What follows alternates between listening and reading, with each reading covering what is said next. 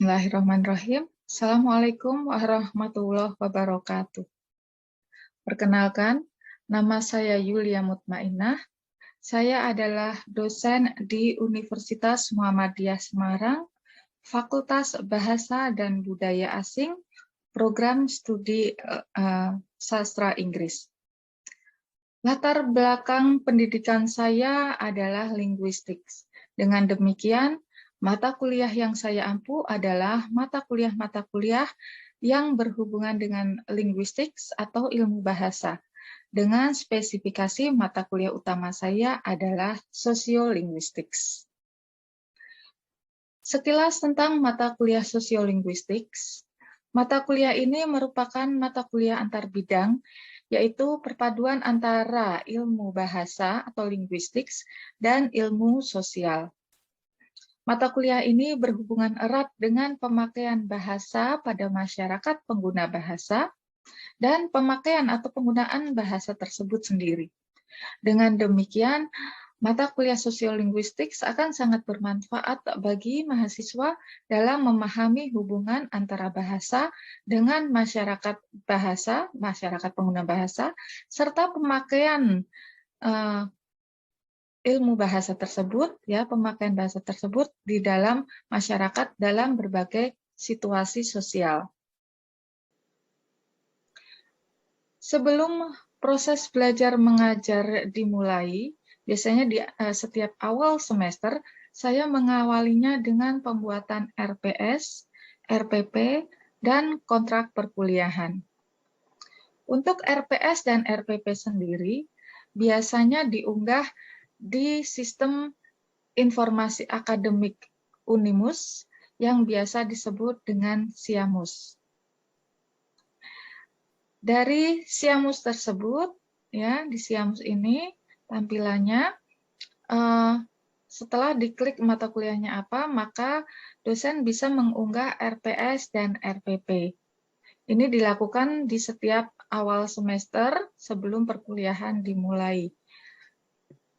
Untuk RPS mata kuliah sosiolinguistik, ya, kami menyusunnya sedemikian rupa, diawali dengan cover dari RPS tersebut, kemudian ada visi dan daftar isi, diikuti oleh ada visi dan misi program studi, kemudian ada lembar pengesahan disahkan oleh Kaprodi dan Dekan, kemudian ada detail dari mata kuliah, ya, detail mata kuliah tersebut, deskripsi dan capaian mata kuliah tersebut. Ya, contohnya ini mata kuliah sosiolinguistik.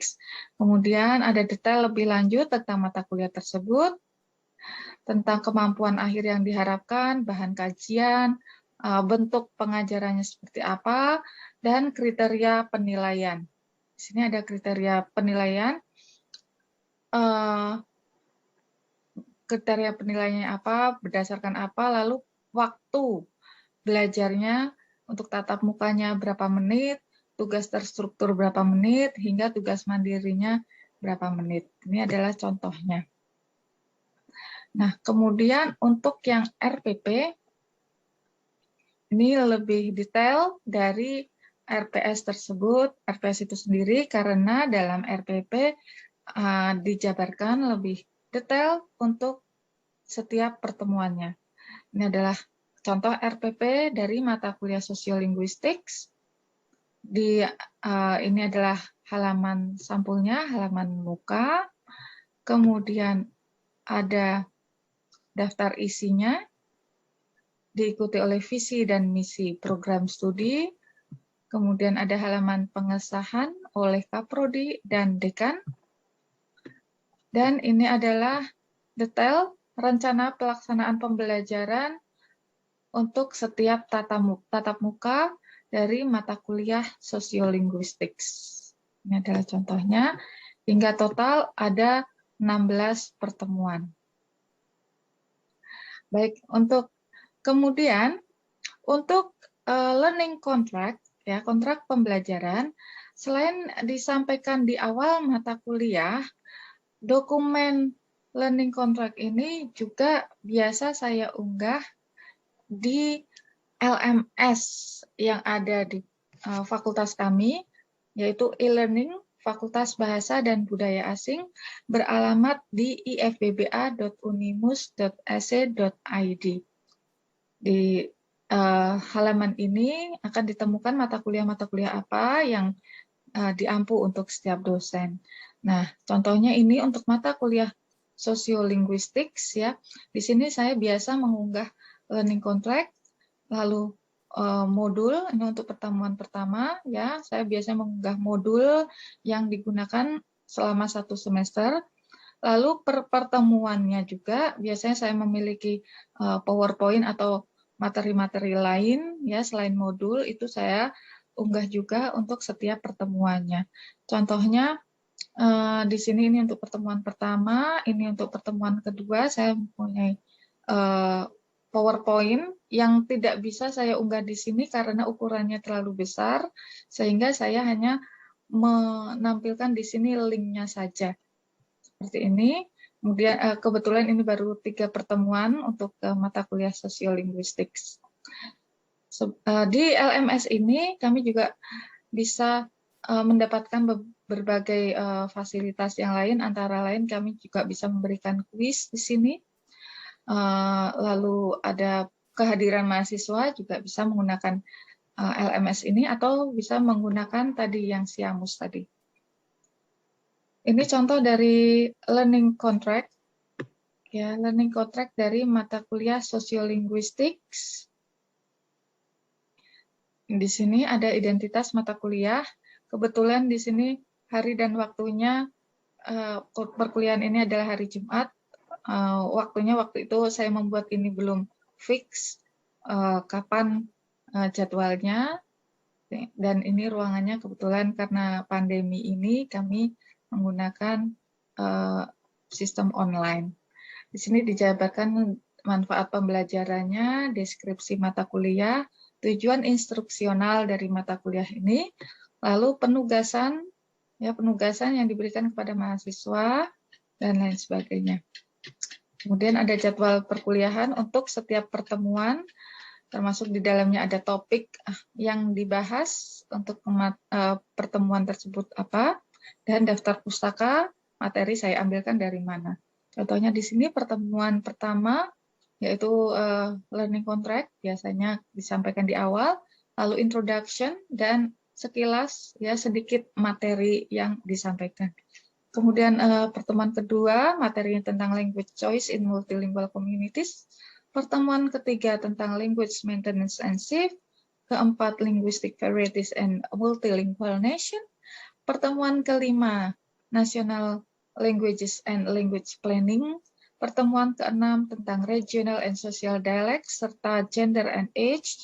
Pertemuan ketujuh, yaitu Ethnicity and Social Networks. Kemudian dilanjutkan dengan Language Change. Pertemuan ke-8, yaitu Review Exercise atau biasa disebut dengan UTS. Pertemuan ke-9 tentang Style, Context, and Register. Kemudian pertemuan ke-10 yaitu Speech Function, Politeness, and Cross-Cultural Communication. Ke-11 adalah Gender, Politeness, and Stereotypes. Ke-12 Attitudes and Application. Pertemuan ke-13 di sini adalah kami biasa memberikan sampling ya contoh penelitian dalam sociolinguistics ya contoh-contoh sampling dalam sociolinguistics materinya. Kemudian pertemuan ke-14 dan ke-15 di sini biasanya kami berdiskusi tentang sebuah artikel yang sudah dipublikasikan oleh peneliti-peneliti sebelumnya. Di situ mahasiswa biasanya dibagi dalam beberapa kelompok. Nah, setiap kelompok membahas sebuah artikel kemudian dipresentasikan atau disampaikan di kelas ke mahasiswa yang lain. Nah, kemudian untuk ujian akhir semester biasanya saya memberikan ujian akhir semester untuk mata kuliah Sociolinguistics ini berupa mini research. Mini research ini berkaitan dengan materi-materi yang telah disampaikan, dan karena ini mini research maka belum sedetail penelitian yang lebih luas, hanya lingkungan kecil yang biasanya sehari-hari ditemui oleh mahasiswa, bisa fenomena yang ada di kelas, fenomena di keluarga, di lingkungan, atau dari fenomena-fenomena yang lain, misalkan dari YouTube gitu ya, ada misalkan acara apa gitu ya yang diunggah di YouTube. Nah, itu bisa diteliti oleh mahasiswa. Hanya penelitian kecil. Nah, kemudian juga disampaikan strategi pembelajaran di sini. Untuk mata kuliah sosiolinguistik, strategi pembelajarannya yang biasa saya terapkan adalah penjelasan singkat ya untuk mata kuliah tersebut, penjelasan dari mata kuliah, materi-materinya seperti apa, kemudian dilanjutkan oleh diskusi dan tanya jawab. Untuk evaluasi atau kriteria penilaian, saya sampaikan juga kepada mahasiswa bahwa memang mahasiswa baru boleh mengikuti ujian akhir jika sekurang-kurangnya mahasiswa menghadiri 75% kehadiran. Lalu untuk komponen-komponennya terdiri atas tugas dan keaktifan mahasiswa dengan bobot 25%, ujian tengah semester atau UTS bobotnya 35%, dan ujian akhir atau UAS bobotnya 40% dengan total bobot 100%. Ini adalah bobot dari komponen-komponen yang ada pada penilaian. Kemudian saya sampaikan juga di sini daftar perpustakaan, ada daftar pustaka utama dan pendukung-pendukung yang biasanya sebaiknya dibaca oleh mahasiswa. Dan kemudian akan disepakati oleh dosen dan perwakilan mahasiswa. Untuk media pembelajaran yang saya gunakan, biasanya saya menggunakan, jika ada pertemuan langsung di kelas gitu ya, dahulu itu saya menggunakan PowerPoint, serta ada pembelajaran yang saya dengan cara memutarkan video. Biasanya pemutaran video ini untuk contoh-contoh komunikasi yang ada di masyarakat. Dan sehubungan dengan adanya pandemik saat ini, maka sesuai dengan anjuran dari pemerintah, maka kami melaksanakan perkuliahan secara online. Nah, perkuliahan secara online ini tentu saja banyak sekali kendala-kendala yang dihadapi, ya. Biasanya mahasiswa itu merasa bosan dan jenuh, kadang ketika menggunakan Zoom atau Google Meet, itu kamera di-off-kan, ya. Selain dengan adanya kendala mungkin karena sinyal yang kurang baik di wilayah masing-masing mahasiswa, ya mungkin karena ada faktor-faktor lain. Sehingga dosen dituntut untuk sekreatif mungkin agar membuat perkuliahan itu tetap hidup. Nah, untuk perkuliahan online, maka saya biasa menggunakan media Zoom, ya, selain LMS yang ada di fakultas, saya juga menggunakan media Zoom, Google Meet, serta YouTube. Nah, YouTube ini biasanya saya gunakan untuk membagikan video-video yang saya unggah sendiri atau dari pengunggah-pengunggah lain yang masih berkaitan dengan mata kuliah. Kemudian, selain itu, saya juga menggunakan beberapa media lain ya secara online. Antara lain saya menggunakan media Google Form. Google Form ini sebagai variasi saja ketika mahasiswa mengerjakan kuis. Serta saya juga menggunakan di sini ada Padlet ya, padlet.com. Padlet ini saya gunakan untuk tugas-tugas yang berupa tulisan mahasiswa, yang tulisan tersebut bisa dibaca oleh mahasiswa yang lain. Biasanya tugas ini saya berikan untuk tugas-tugas ketika mahasiswa menyampaikan opini mereka, ya, atau ruang diskusi Sehingga karena di media ini mahasiswa bisa memberikan komentar, memberikan likes ya atas postingan temannya. Kemudian saya juga akan memberikan komentar di sini atas postingan mahasiswa, atau kadang-kadang saya juga menyampaikan postingan-postingan mereka langsung di forum kelas ya untuk didiskusikan bersama-sama. Nah, penggunaan berbagai media pengajaran ini saya lakukan dengan tujuan tentu saja untuk menghindari kejenuhan dari mahasiswa dalam melakukan dalam mengikuti perkuliahan secara online.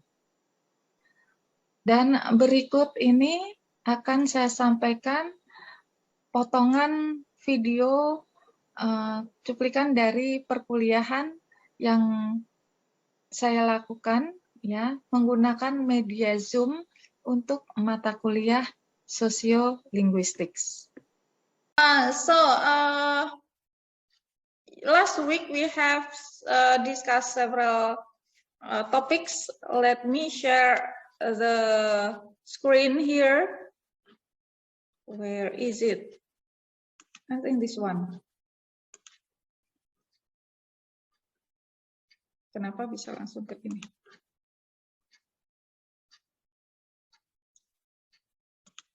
Okay, can you see the slide on your screen? Yes, ma'am. Oh, masih muter-muter juga kayaknya. Nah, here you go. Our topic today is language maintenance and SIF. So in this topic, you are going to learn how the language community maintain the language, and also we also are going to discuss how a language can be dead, ya. Bahasa itu bisa juga mati atau punah. But before that, we will discuss. Okay, let's see here. Here are the several topics that we are going to discuss today. First, we will review our previous topic, yeah. And then the second one, we will discuss the language shift. What is language shift? How people can shift the language. And then the third one is language death and loss. Yeah, so someone, yeah, a speaker can lose his or her language. And then number 4, next, we are going to discuss the language maintenance. Yeah, the language maintenance, how community maintains their language. And then number 5, maintaining a minority language. And the last one, yeah, I want to know, oh, no, not the last one. I think this is the second one. The 6th one is language revival. And the 7th one, the last one, I want to know your opinion about a certain topic that I will give you at the last session. Yeah. So now we go to the review of our topic last week. In this review, yeah, you know that last week we have discussed several topics here. Okay, the first one we have discussed choosing your variety or code. You know that they are code switching. Class, any questions? Jelas. Saya mau tanyakan nggak? Tidak ada pertanyaan ya? Enough, ma'am. So, those topics are the review of our previous topics ya. Itu adalah review dari topik-topik kita di materi sebelumnya. So now we go to our main topic. Inilah topik utama kita ya. Kita mulai dari language shift in different communities. Jadi apa sih shift? Do you know the meaning of shift? What is shift?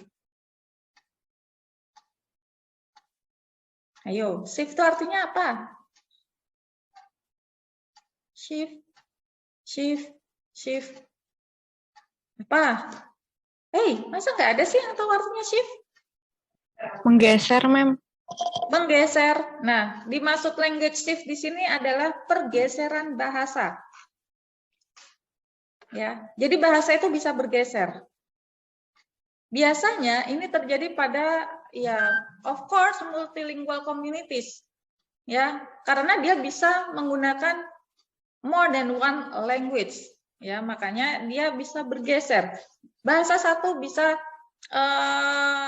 digeser oleh bahasa satunya lagi, bahasa yang lain. Ya, kita akan lihat dulu di sini. Oke. Ini penjelasan singkat bahwa language shift generally refers to the process. Jadi language shift itu bisa mengacu pada proses, tetapi bisa juga it also refer to the result.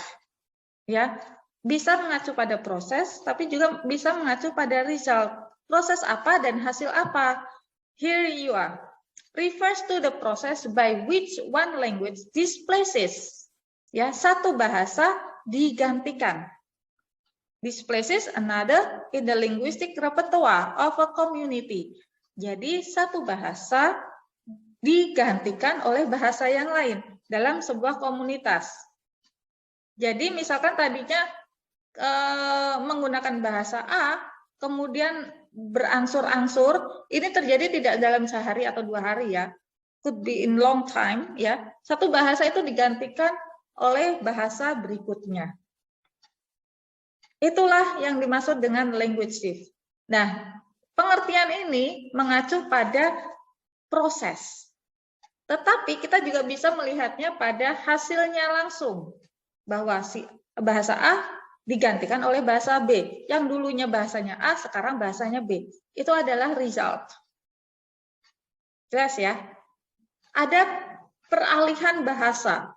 Bahasa A diambil alih oleh bahasa B, atau kita melihat dari hasilnya bahasa A digantikan oleh bahasa B. Gitu. Kita bisa melihat dari sisi prosesnya, bisa juga itu merupakan hasil. Kita langsung melihat dari sisi hasil. Sampai sini jelas? Bisa dipahami what is language shift? Jelas ya? Oke, now we go to the factors. Ada beberapa faktor kenapa sebuah komunitas ya, language community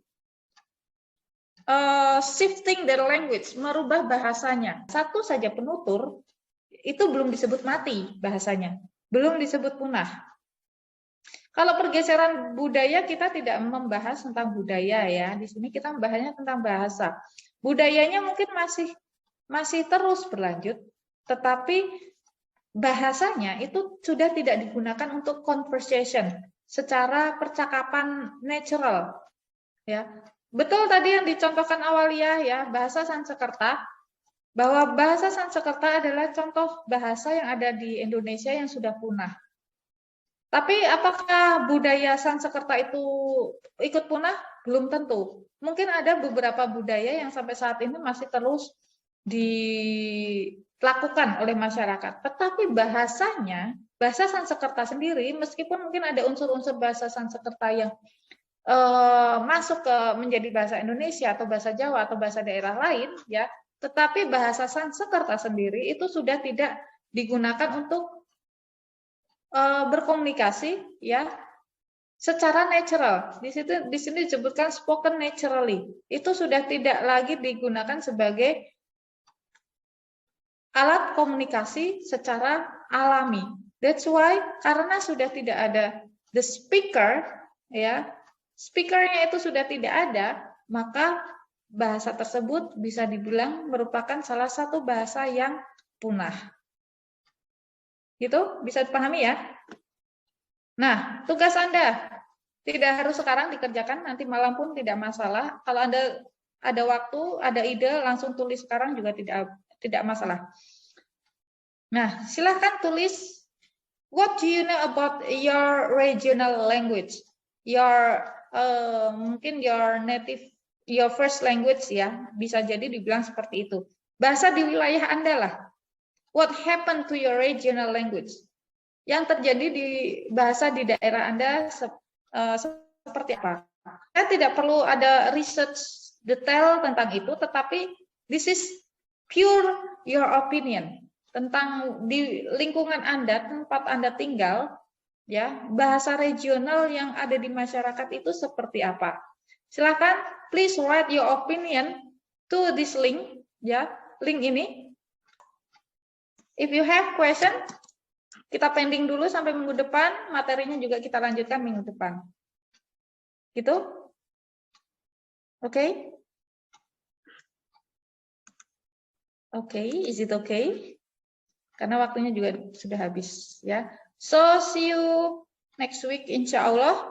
I will share the material and also the link of tadi ya, tugasnya itu, of your task di WA group. And let's close this class with hamdalah. Alhamdulillahirabbil alamin. See you next week, insya Allah. Assalamualaikum warahmatullahi wabarakatuh. Waalaikumsalam warahmatullahi wabarakatuh. Terima kasih, Mem. Terima kasih, Mem. Oke. Demikian penjabaran singkat tentang pengajaran yang telah saya lakukan. Terima kasih atas perhatiannya. Assalamualaikum warahmatullahi wabarakatuh.